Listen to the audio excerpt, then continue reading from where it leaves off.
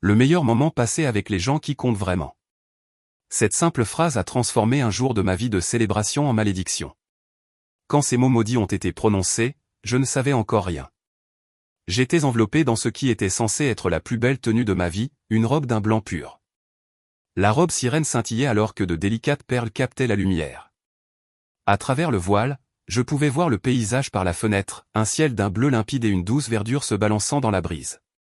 Aujourd'hui, moi, Chloé Moreau, j'étais censé oublier pour un temps mon titre pragmatique de comptable pour devenir l'héroïne d'une histoire. Le lieu de la cérémonie était une maison d'hôte cachée, nichée dans les bois, à une certaine distance du centre de Paris.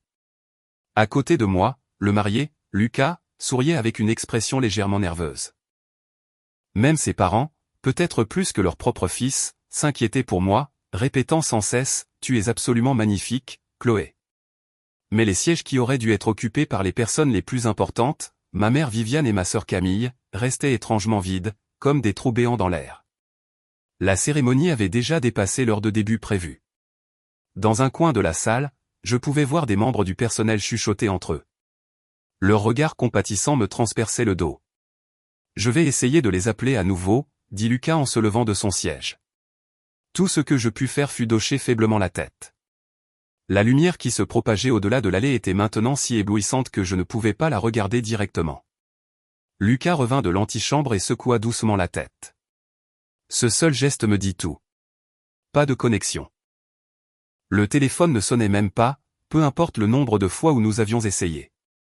Je vois, murmurai-je, feignant de rester calme en tournant mon regard vers la fenêtre. Mais à l'intérieur, je sentais la petite épine d'inquiétude, celle que j'avais ignorée, se répandre comme un poison dans ma poitrine. Une surprise? Un accident? J'essayais de chasser les pires possibilités en attrapant mon téléphone intelligent. N'importe quoi ferait l'affaire. Je voulais juste un signe qu'elles étaient en sécurité. Et puis c'est arrivé. Un message est apparu dans la discussion de groupe de mes amis du lycée. Et, ce ne sont pas la mère et la sœur de Chloé? Une seule capture d'écran y était jointe. Mes doigts se raidirent et tremblèrent comme s'ils ne m'appartenaient plus. Je retins mon souffle et touchai l'image. La photo agrandie montrait des visages familiers souriant vivement. Le lieu, la suite pentouse d'un hôtel 5 étoiles, réputé être l'endroit le plus difficile à réserver de toute la capitale. Au centre se tenait ma mère, Viviane, vêtue d'une robe couleur champagne dorée. À côté d'elle, ma sœur Camille brandissait un sac à main de créateur comme pour l'exhiber. Ma tante et mes cousines étaient là aussi. Et sous la photo, dans une police de caractère d'une gaieté impitoyable, se trouvaient les mêmes mots, le meilleur moment passé avec les gens qui comptent vraiment. Le temps se figea. Un engourdissement se répandit dans ma tête, et un bourdonnement aigu remplit mes oreilles. Que était-ce que c'était? Le jour de mon mariage, de tous les jours? La compréhension submergea l'émotion, ne laissant que le fait brut gravé dans mon esprit, personne sur cette photo ne se souciait de moi. Dans leur monde, je n'avais jamais existé. Le téléphone faillit glisser de ma main tremblante. Mon reflet sur l'écran était pâle, mes yeux sans expression. Je ne sais pas combien de temps je suis resté ainsi. Quand Lucas regarda mon visage avec inquiétude et me secoua l'épaule en disant « Chloé, qu'est-ce qui ne va pas ?» je revins enfin à moi. Puis, d'une voix si calme qu'elle ne semblait même pas être la mienne, je dis « Lucas, ma famille ne vient pas », je lui montrai l'écran, mon doigt tremblant. Tandis qu'il regardait alternativement la photo et les mots, son expression passa du choc à la colère. Ses parents jetèrent également un œil à l'écran et restèrent sans voix. Un lourd silence s'abattit sur la salle. Un des membres du personnel demanda avec hésitation « Que souhaitez-vous faire pour la cérémonie aujourd'hui ?» À cet instant, quelque chose en moi se brisa avec un craquement audible. Les larmes ne venaient plus. À la place, du plus profond de moi, une résolution froide et d'acier commença à monter. Je me levai lentement et retirai mon voile de mes propres mains. Puis, assez fort pour que tout le monde entende, je déclarai clairement, la cérémonie aura lieu. Regardant la famille de Lucas et nos invités stupéfaits, je continuai, tous ceux qui sont venus ici aujourd'hui, vous êtes mes véritables et précieuses personnes. C'est pourquoi la cérémonie est pour nous. Faisons le début d'une nouvelle famille. Il n'y avait ni mensonge ni faux semblant dans mes paroles. Dans le vide de mon cœur, je sentis une force tranquille mais brûlante s'éveiller. La cérémonie qui suivit devint l'un des plus beaux souvenirs de ma vie, assez pour me faire oublier l'absence de ma famille. La famille de Lucas me traita comme leur propre fille, et mes chers amis m'entourèrent de chaleur. Ce fut vraiment un mariage merveilleux. Après la cérémonie, je pris mon téléphone intelligent et ouvris la liste de contacts affichant les noms de ma mère et de ma sœur. Aucune émotion ne fit surface. Comme si je déplaçais des fichiers indésirables vers la corbeille, je supprimais complètement les deux noms. Ce n'était pas une vengeance. C'était la libération de mon âme. La résolution qui avait pris racine en moi dans cette salle de mariage n'était pas une explosion d'émotions passagères. C'était l'aboutissement d'innombrables sédiments qui s'étaient déposés au plus profond de mon cœur pendant des années, prenant enfin forme. Ma relation avec ma famille avait commencé à se déformer lentement mais sûrement à l'époque où j'ai commencé à gagner un revenu stable en tant que comptable. Tout a commencé il y a 5 ans avec un simple appel téléphonique de ma mère, Viviane, pleurant à l'autre bout du fil. « Chloé, s'il te plaît. Je risque de perdre ma maison. » Quand j'ai demandé ce qui s'était passé, elle a dit que depuis son divorce avec mon père, ses dépenses excessives pour sauver les apparences l'avaient rattrapée. Elle avait complètement pris du retard sur les paiements de son hypothèque. À cette époque, j'avais tout juste réussi à économiser assez d'argent pour enfin créer mon propre cabinet comptable, un objectif pour lequel j'avais travaillé pendant des années. Je ne pouvais pas simplement renoncer à ce rêve si facilement. Mais ma mère savait comment faire fondre ma logique avec la manipulation émotionnelle. Alors, ton rêve est plus important pour toi que ta propre mère? Je suppose que tu as déjà oublié tout ce que j'ai sacrifié pour t'élever toute seule. Ses sanglots résonnaient dans le téléphone. C'étaient des lames invisibles, m'accusant d'être la fille la plus froide du monde. J'ai essayé de résister. J'ai essayé de la raisonner. Mais après des jours de chantage affectif, de ses larmes, de ses mots culpabilisants, de ses supplications incessantes, ma résolution commença à s'éroder peu à peu. Juste cette fois, me suis-je dit, ce sera la dernière fois. C'est ce que je me suis dit en renonçant à ouvrir mon propre cabinet et en décidant de prendre en charge les paiements de l'hypothèque de ma mère à la place. Quand je lui ai remis l'argent, elle m'a serré dans ses bras avec des larmes aux yeux et a dit, « Je savais que je pouvais toujours compter sur toi. » Mais ce que j'ai ressenti à ce moment-là n'était pas du soulagement. C'était le désespoir de voir mon rêve s'effondrer en 1000 morceaux et un épuisement profond et écrasant. Tout cela avait été un piège. Le masque de la fiable Chloé n'était pas quelque chose que j'avais volontairement porté. C'était quelque chose qui m'avait été imposé après que j'ai lutté et résisté jusqu'à ne plus avoir de force. Ma sœur cadette, Camille, de 5 ans ma Benjamine, me coinçait d'une manière différente. C'était une terroriste des émotions, prenant l'amour en otage. Payer ses frais de scolarité était encore tolérable. Le vrai problème est survenu après l'obtention de son diplôme, lorsqu'elle a dit qu'elle voulait devenir une artiste indépendante en onglerie et a exigé une somme énorme de fonds de démarrage. Pensant au risque d'échec, je lui ai offert une suggestion différente. Je pense que c'est un rêve merveilleux. C'est pourquoi tu devrais commencer par créer un plan d'affaires solide. Soumets-le à une banque et essaie de demander un prêt. Je t'aiderai en tant que conseillère professionnelle. C'était censé être un conseil sincère d'une sœur qui voulait la voir devenir indépendante. Mais Camille a pris mes paroles comme une insulte à son rêve. Qu'est-ce que ça veut dire? Tu dis que je vais échouer? Bien sûr, tu ne comprendrais pas mon monde glamour, mademoiselle la comptable ennuyeuse. Elle a crié, appelé notre mère, et tout a tourné au désastre. Viviane a immédiatement pris le parti de Camille. Comment peux-tu être une sœur si étroite d'esprit que tu ne peux même pas croire aux rêves de ta propre sœur, me gronda-t-elle. Puis elle a sorti son arme ultime. Chloé, ne me dis pas que tu as oublié. Depuis que votre père nous a abandonnés, j'ai travaillé jusqu'à l'épuisement pour vous élever toutes les deux seules. J'ai renoncé à ma jeunesse, à mes rêves, à tout pour vous. Et maintenant, cette mère incline la tête et te supplie d'aider ta seule sœur à poursuivre son rêve. Vas-tu vraiment piétiner cela? C'était la même arme qu'elle avait brandie pendant des années, la dette émotionnelle qu'elle me faisait porter depuis le jour où mon père est parti. Quand j'ai finalement cédé et envoyé l'argent, Camille a souri de triomphe et a dit « Merci, sœurette ». Ce n'était pas de l'affection.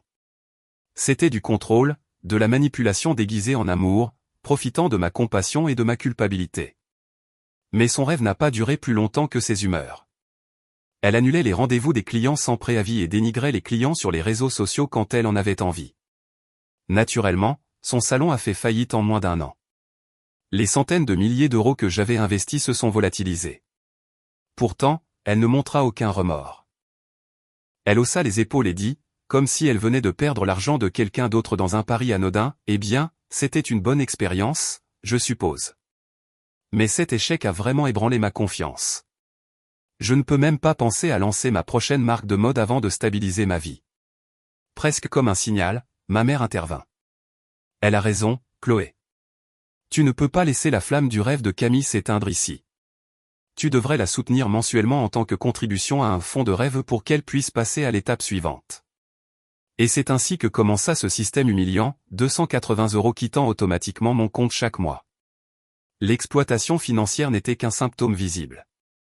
La véritable maladie était plus profonde, le mépris profondément enraciné qu'elles avaient pour moi. Pour elles, je n'étais pas un membre égal de la famille.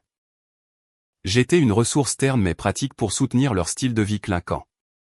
Ma valeur n'était pas mesurée par mon caractère ou mes efforts, mais par le solde de mon compte bancaire. Quand j'ai réussi l'un des examens de certification les plus difficiles pour devenir comptable, elles n'ont pas célébré. Elles ne pouvaient même pas en comprendre la valeur.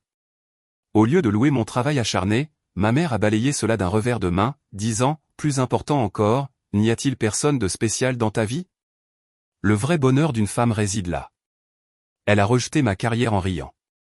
Camille était encore plus directe. Waouh, c'est impressionnant. Alors, ça représente quelle augmentation? Est-ce que ça veut dire que je peux m'attendre à quelque chose de bien pour mon anniversaire? Pour elle, mes réalisations intellectuelles n'étaient que des outils pour satisfaire ses propres désirs matériels. L'insulte que j'ai subie lorsque j'ai acheté mon premier petit appartement par moi-même est quelque chose que je n'oublierai jamais. C'était la cristallisation de mes efforts et de ma sueur, un symbole de mon indépendance. Mais la première chose que ma mère a dite en entrant fut « Oh, c'est plus petit que sur les photos ». Camille croisa les bras, regarda autour d'elle et ajouta « Pour ce prix-là, tu n'aurais pas pu trouver un meilleur endroit ?» Au lieu de célébrer mon nouveau chez moi, elles se sont concentrées uniquement à le dévaloriser. Elles ne voyaient pas ma vie stable et disciplinée comme admirable. Pour elles, c'était ennuyeux et indigne d'elles. La trahison le jour de mon mariage fut l'aboutissement des années de mépris qu'elles avaient nourries à mon égard. C'était le plus grand jour de ma vie, le moment où la fille qu'elles avaient toujours qualifiée de terne et sans intérêt brillerait plus que quiconque, entourée d'amour et de célébration. En détruisant ce moment, elles m'ont marqué une dernière fois de leur message cruel, « Tu ne mérites pas d'être l'héroïne d'une histoire heureuse ». Depuis ce jour, je logeais dans l'appartement de Lucas, essayant de reposer mon corps et mon esprit. Lucas et ses parents ont accepté tout de mon passé et m'ont accueilli en disant « Désormais, nous sommes ta famille ». Chaque fois que je sentais leur chaleur, je réalisais depuis combien de temps j'étais submergé dans une eau froide et sans vie. Tout contact de la part de ma mère et de Camille cessa complètement. C'était comme si elles l'avaient planifié ensemble, un silence parfait.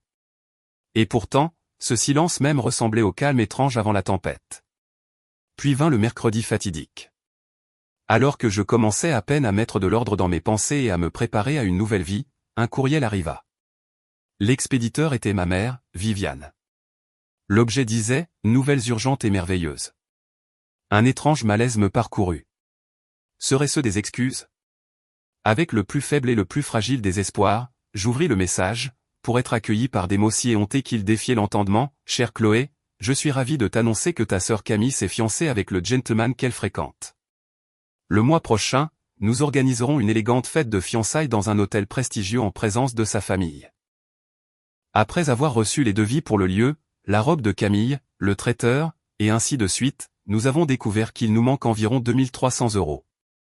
C'est un investissement important pour l'avenir de Camille et, par extension, pour l'avenir de notre famille dans son ensemble. Naturellement, en tant que sponsor de la famille, je suis convaincu que tu couvriras cette dépense. Je m'excuse pour le court préavis, mais s'il te plaît, effectue le virement avant la fin de cette semaine. Au moment où j'ai fini de lire, quelque chose en moi s'est brisé complètement, de manière permanente et irrévocable. Il ne restait plus de colère, plus de chagrin, seulement un vide infini qui se propageait en moi. Elles avaient gâché mon mariage, ne s'étaient jamais excusées, et maintenant, sans hésitation, elles revenaient mendier de l'argent. Ce simple fait scella ma décision finale. Je fixai le courriel comme si j'examinais un insecte rare, me dépouillant entièrement de toute émotion. Chaque mot rayonnait de leur logique égocentrique, pas même de la méchanceté, juste de l'égoïsme pur et sans filtre. Je réalisais alors qu'il ne servait à rien d'essayer de communiquer avec elles dans un langage humain. Écrire une réponse en colère? Appeler et crier? Je refusais de gaspiller une once de plus de mon énergie de cette façon. Il n'y avait qu'un seul langage qu'elles pouvaient comprendre, celui qu'elles aimaient le plus, celui qu'elles avaient toujours exigé de moi, l'argent. Seule la déclaration froide et silencieuse de la vérité financière pouvait les atteindre maintenant. J'ouvris la fenêtre de réponse. Mes mains étaient d'une stabilité déconcertante. Mon esprit était clair, calme, la même clarté concentrée que je ressentais en effectuant un audit financier complexe. Et après quelques secondes de réflexion silencieuse, je tapais un seul mot, félicitations. Le son de la touche entrée résonna dans la pièce silencieuse. Dans ce seul mot, je déversai toutes mes émotions et mon adieu final. Célébrons le début de votre nouvelle vie. Cependant, je ne monterai plus jamais sur cette scène. Pas un seul centime de l'argent que j'ai gagné à travers les larmes et la sueur ne sera dépensé pour leur célébration. C'était une lettre d'adieu déguisée en message de félicitations, la plus froide des ruptures. Juste après avoir envoyé le courriel, je supprimai les coordonnées de ma mère et de ma sœur de mon téléphone sans la moindre hésitation et bloquai leur numéro. Je cherchai leurs comptes sur toutes les plateformes de réseaux sociaux et les bloquai tous complètement. J'effaçai leur présence de mon monde numérique et de ma vie.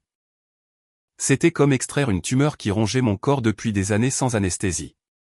Douloureux, oui, mais ça crée un rituel de renaissance. Et pourtant, couper les liens numériques ne suffisait pas à garantir une véritable sécurité. Elles avaient encore des doubles des clés de mon appartement. À tout moment, elles pouvaient ouvrir la porte sous l'excuse sacrée de « nous sommes de la famille » et envahir mon sanctuaire. Cette seule pensée me fit frissonner. Pour reconquérir mon véritable sanctuaire, je devais reconstruire une barrière physique.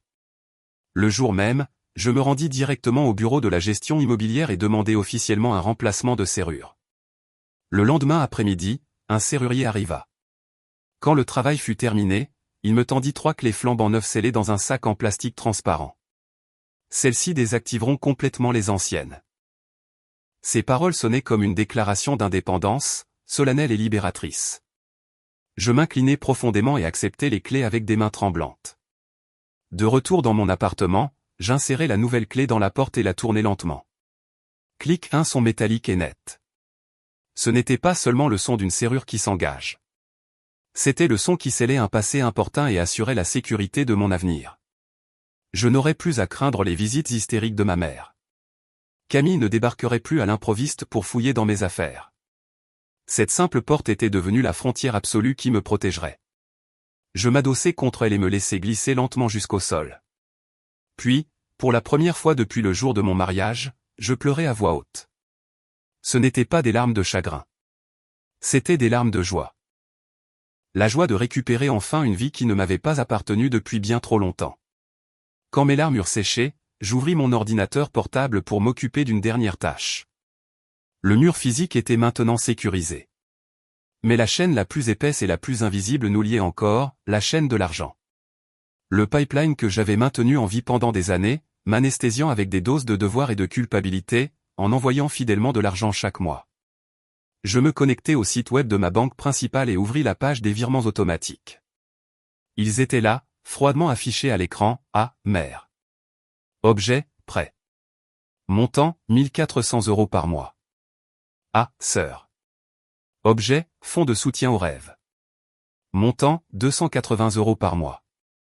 Un total de 1680 € par mois, soit 20 160 € par an. L'ampleur de la somme me donna le vertige. Avec cet argent, j'aurais pu agrandir mon bureau. J'aurais pu faire ce voyage en Italie longtemps abandonné, non pas une, mais plusieurs fois. J'aurais pu meubler une plus belle maison pour ma nouvelle vie avec Lucas. J'avais sacrifié mes possibilités futures de mes propres mains, liées par les fantômes du passé. Pendant un bref instant, le temps d'un battement de cœur, une pensée me traversa l'esprit, si j'arrête ces virements, comment ma mère et ma sœur survivront-elles? Mais cette faible trace de culpabilité fut instantanément consumée par le souvenir de moi, seul dans la salle de mariage, noyé dans le désespoir. Elles étaient des adultes. Elles devaient prendre la responsabilité de leur propre vie. Je déplaçai le curseur sur le bouton « Arrêter » à côté du nom de ma mère. Clic, une fenêtre de confirmation froide apparut à l'écran, cette action est irréversible. Êtes-vous sûr de vouloir arrêter ce virement? Avec plus de conviction que je n'en avais jamais ressenti en préparant un rapport financier, je cliquai sur « Oui ». Puis je fis de même pour le virement de Camille. Quand je vis la liste des bénéficiaires tomber à zéro, je ressentis une légèreté incroyable, comme si les lourdes ailes qui pesaient sur mon dos m'avaient été soudainement arrachées. Enfin, je pouvais voler pour moi-même, et non pour quelqu'un d'autre. Quelques jours passèrent après que j'eus coupé tous les liens financiers. Un samedi matin tranquille, Lucas et moi prenions un petit déjeuner tardif quand le son strident de l'interphone retentit dans l'appartement. Je regardai le moniteur et, comme je m'y attendais, ma mère, Viviane, se tenait là, le visage déformé par la fureur, avec Camille à ses côtés, les bras croisés d'irritation. À en juger par leurs expressions, elles avaient réalisé que leur clé ne fonctionnait plus. Je jetai un coup d'œil à Lucas et murmurai « Tout va bien », avant de reporter mon attention sur le moniteur. Je ne touchai pas le bouton de réponse. Je regardais simplement en silence.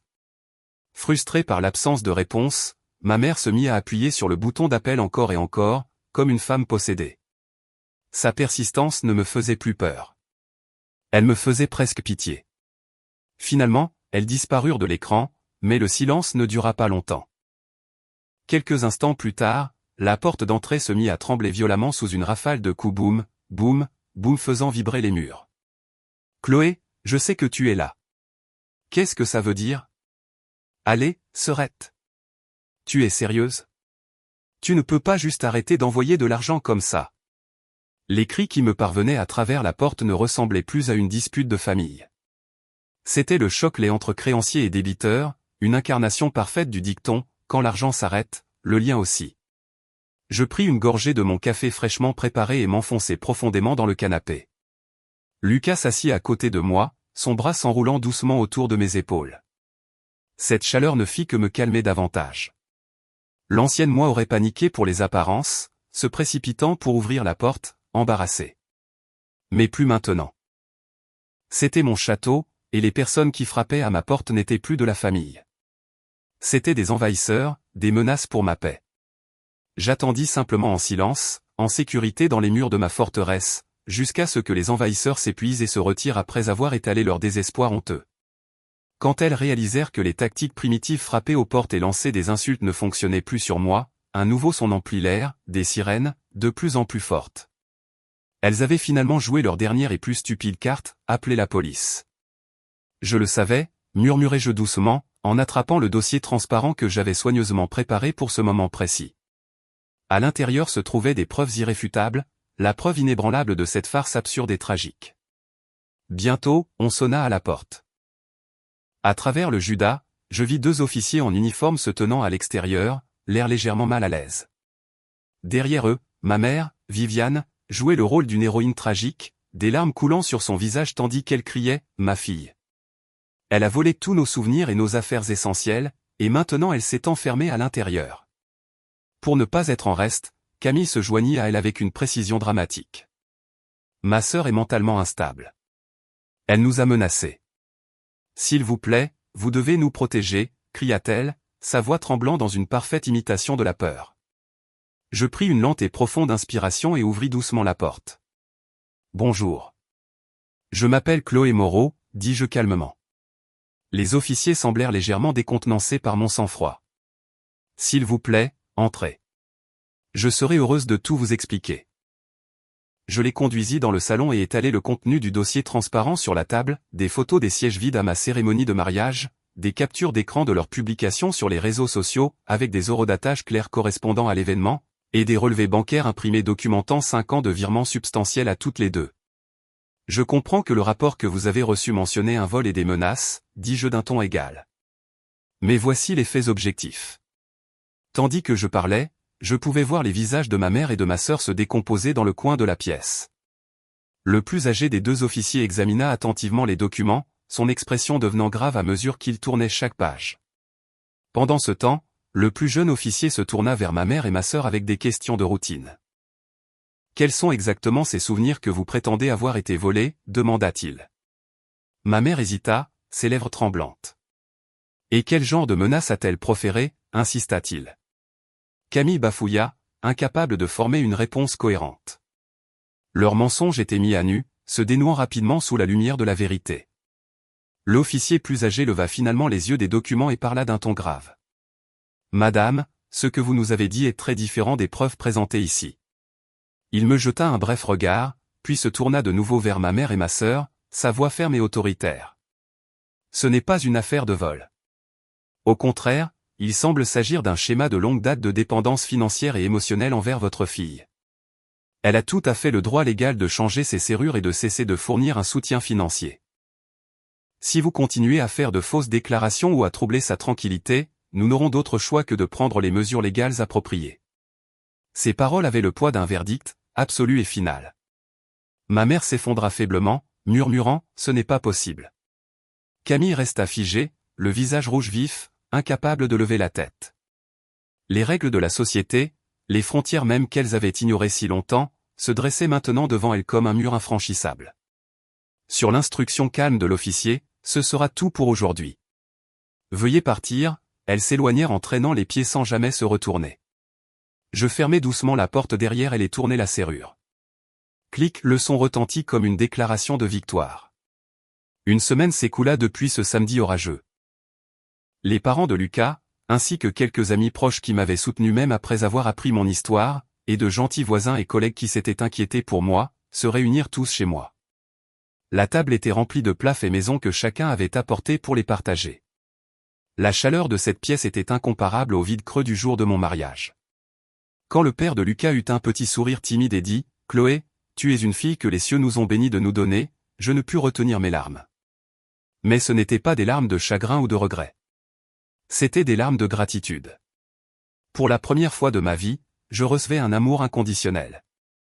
Mes amis souriaient et pleuraient comme si c'était leur propre bonheur, disant « Tu l'as fait. À partir de maintenant, tu n'as besoin que d'être heureuse. » Et je ne pouvais m'empêcher de me demander, qu'est-ce que les liens du sang ont jamais vraiment signifié? Les personnes qui avaient essayé de me blesser, de m'utiliser et de me contrôler? Et les personnes, sans lien de sang, qui comprenaient ma douleur, qui souhaitaient vraiment mon bonheur, et qui se sont précipitées à mes côtés? La réponse était déjà claire. La famille ne se définit pas par les circonstances de la naissance. C'est une communauté construite par le temps partagé, le respect mutuel et l'effort de nourrir l'amour.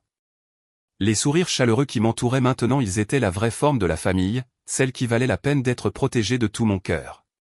Quelques mois plus tard, un parent, l'air quelque peu mal à l'aise, me raconta ce qu'était devenue mon ancienne famille. Les fiançailles de Camille avaient été rompues. La cause, sans surprise, était ce tumulte insensé du jour où ma mère et ma sœur avaient appelé la police à mon appartement. La famille de son fiancé venait d'une vieille fortune, une maison qui valorisait la réputation et la bienséance au-dessus de la richesse elle-même.